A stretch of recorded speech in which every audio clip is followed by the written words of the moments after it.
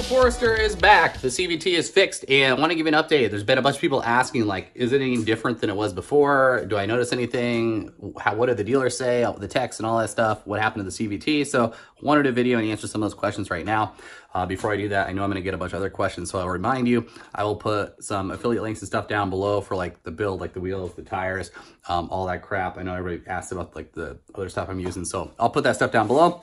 If you like the vids, feel free to subscribe. And if you like the build and like what you're seeing, there's a bunch of other videos of this on the channel. So like if you want information about the lift, the wheels and tires, the hitchgate solo back here, I can walk backwards without killing myself.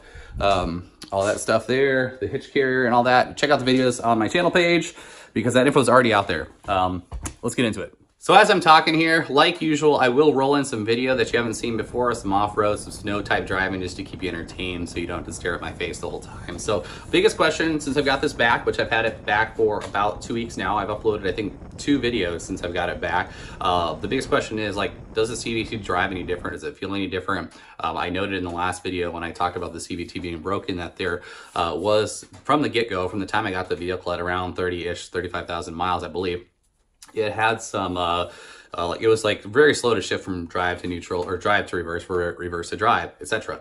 And that was kind of something that has been noted with the other early model CVT Subarus, but I wasn't sure if that was maybe something that had been exacerbated by like a previous owner, maybe by not doing something correctly, not stopping and shifting. So I didn't know. But with that said, I can tell you with the transmission that's in here, I'm not sure, to be honest with you, if Subaru put in a new one or a refurb unit. They didn't say that at the dealer, and I honestly just forgot to ask. So I'm not sure if it's brand new or if it's a refurb, for one.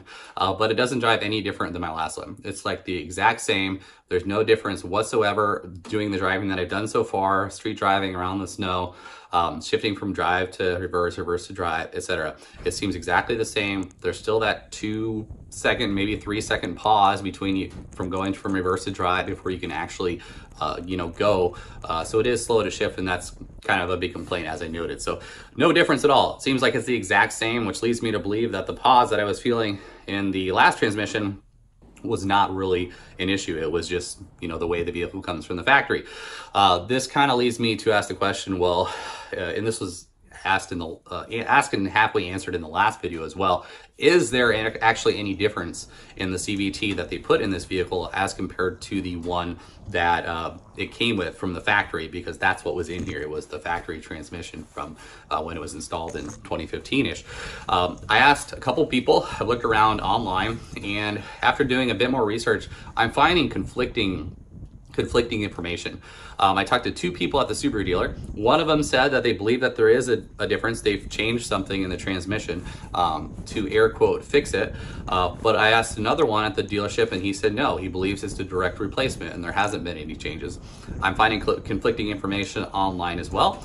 And also it kind of leads me to believe that there isn't a difference because I've also heard of reports from other users who are using these early model CVTs who have had replacements warrantied out by Subaru, and they just continue to have problems with them. So the one they put in them breaks as well for whatever reason. Maybe they just get a little lemon, and then they have to have another replacement. So for those reasons, I'm kind of not really sure, I guess, if there's anything different. I would hope that there's something different, but at this point, I really can't say for sure. With that said, I also did not really get any definitive answer from the techs at Subaru as to what was potentially the cause or what was actually broken since the last video I did.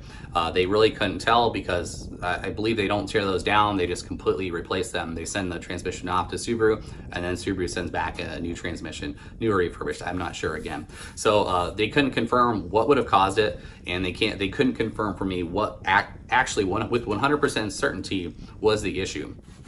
They were able to diagnose it and come to a conclusion what they believe it was, which I mentioned in the last video was the forward reverse clutch or clutch pack, I believe.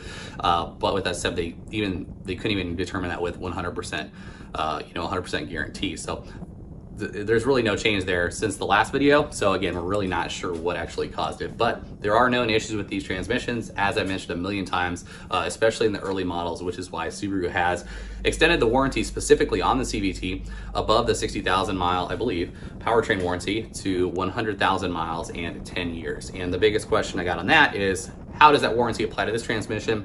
The warranty applies the same way. So 10 years, 100,000 miles, but it's from the vehicle manufacturer date, I believe. So it's from 2015, and it is from the original engine miles. So I'm at like, I think I'm around 45 to 49-ish, I forget. But it is on the original engine miles. It is not on the new transmission. So it's kind of like, sucks that, you know, like say your transmission went out at 90,000 miles, right? And you had to get a new one. And then the next time, maybe you have really bad luck and it goes out again and you're at like 101,000 miles, right? You're screwed. You have to buy your own. So kind of a downside there. I wish that that warranty applied to the transmission specifically, not the engine. So that is the update. I think that answered all the questions there. I did want to make a couple notes because in that last video, as I expected, there were a few comments from other people saying certain things about the CVT. You know, people love to dog on the CVT. And I do sometimes as well, given my experience with it. Everything has its pros and its cons, just keep in mind. So there's advantages to everything, there's disadvantages to everything. There's no like perfect one solution for everything out there, obviously. So there are pros and cons, and the CVTs definitely have their cons for sure. So it does have me kind of rethinking where I want to go with this, which I'll probably do an update video on later. I have had another vehicle in mind, something a bit bigger, more robust, more traditional four-wheel drive with lockers and stuff like that for the last few years now. And this incident I ran into may speed up that kind of process. Getting that different vehicle may happen sooner rather than later. But with that said, there are a ton of people out there who drive the Foresters, the Crosstreks, the Outbacks specifically, and they do mods way above and beyond this thing. They're pretty much all those guys are running the CVT transmissions unless you get into the older vehicles. But they do mods far and above beyond this. I'm talking much bigger tires potentially, although these are on the bigger side for this vehicle. Bigger lifts, more skid plates, removing bumpers, doing winches, doing modifications to the engine and stuff like that, and doing extreme hardcore off-roading. Like I'm talking like Jeep trail stuff, like modified Jeep trail stuff with these, and they get pretty crazy. So to say that the CVTs are just like this super fragile thing, I'm not sure is entirely true, because there are a lot of other guys doing, again, more extreme modifications than what I have, and they're doing these off-road trails and not having issues and stuff like that. They're putting more strain and more stuff on the vehicle than I have. So in that last video, you know, I did some driving just off-road in the snow, not doing anything super crazy. Again, I noted in that video that I wouldn't say I was hooning on it. I wasn't doing anything that Subaru doesn't actively promote or advertise their vehicles to do, even the ones with the CVTs. So Subaru is big on advertising and kind of promoting that their vehicles are these go anywhere vehicles, even with the CVT. The CVT has not changed that one bit. That's why they really like to reach that 8.7 inches of ground clearance to equal an air quote crossover, so they can, you know, do that, be more off-road capable, and they can actually advertise that though. You look at their promotional stuff and the testing that they released, again, to promote their symmetrical all-wheel drive system, like putting vehicles on rollers and only giving one-wheel traction. That is extremely stressful in the system, relatively speaking. Showing the off-road stuff that they're driving, whether they're testing the vehicle. You can see the old X mode test that they do, going up these crazy almost ramping up these hills. It's nuts. And doing that type of stuff, snow driving and all that. So nothing that I have ever done with this vehicle, currently am doing with this vehicle, is as hard on it as they're doing in those promotional videos. So again, they're actively promoting this type of activity. So with that said, again, I feel like it is kind of Subaru's obligation, assuming the vehicle is air quote still under warranty, to warranty these out when they run into those types of issues. And they were good enough to do that on mine. Pretty much no questions asked. They just, you know, the dealer sent them up some pictures of the vehicle with the modifications that were on it, which again are pretty light, relatively speaking. And again, no questions asked. They warrantied it out as they should. So good on Subaru for that. But to say that the vehicle is being driven, you know, beating the crap out of it or whatever, would be disingenuous. And it's not really correct. Again, I'm not doing anything that Subaru doesn't promote on their social media, their official outlets and stuff like that. They want these vehicles to be driven in this manner, and they are very good about letting people know that they can do those things, because that is a big selling point for Subaru. Last two notes and I'm done. CVT fluid levels. I had a couple people say, hey, you should be changing the fluid at this amount of time or whatever. If you look at the official, the maintenance schedule for Subaru on these vehicles, they never say to change it ever. It's always an inspect. So at 30,000 miles, every 30,000 miles, you should be inspecting the transmission fluid. If there's an issue, it should be changed out, but it's never a change. It's always an inspect every 30,000 miles. So some have suggested, hey, change it every 30, every 40, every 60,000 miles. That may be something I consider if I keep it again for that long. So we'll see. I will say the first thing that Subaru did when they got the vehicle was check the fluid level, and they checked the quality of the fluid, and everything was good. So I imagine if the fluid was junk and I'd gone past the service and not gotten it serviced, again, they probably wouldn't have warrantied it, but that was the first thing they did, and everything seemed good to go.